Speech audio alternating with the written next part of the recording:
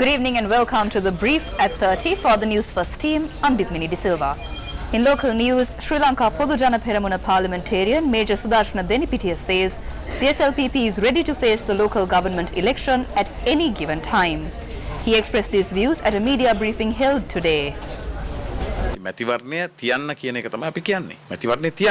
We are also of the opinion that the election must be held. Conduct the election. We are ready. Basil Rajapaksa gave us instructions. The necessary representatives were appointed and the election process is underway. We are campaigning. We are moving forward with a definite goal and victory is certain. This is not a Facebook campaign. It is time to talk to the grassroots levels.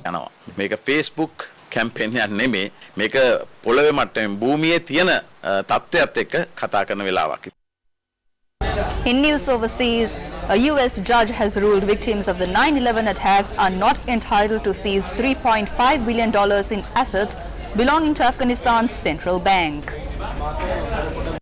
Lawyers pursuing the compensation argued these funds could satisfy court judgments they had obtained against Afghanistan's ruling Taliban. At the time of the attacks in 2001, the Taliban had allowed Al-Qaeda militants to operate from Afghanistan. The suicide plane attacks on America claimed 2,977 lives. Judge George Daniels said he was constitutionally restrained from approving access to the funds, which are frozen in the US, as this would amount to a ruling that the Taliban were Afghanistan's legitimate government. He noted that the Biden administration did not recognize the Taliban, which meant US courts did not have the power to do so either. And in sports, Ashton Agar is heading home from the tour of India to play domestic cricket for Western Australia. No additions are being made to Australia's test squad ahead of the third Border Gavaskar test in Indore starting on the 1st of March.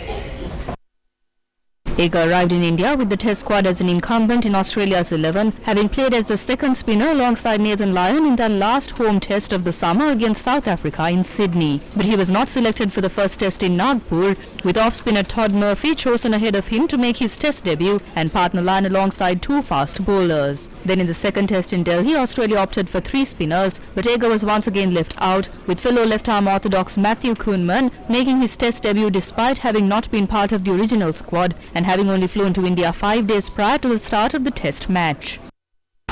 That's all the news for this hour. Join us again at 9 p.m. for prime time news on TV1.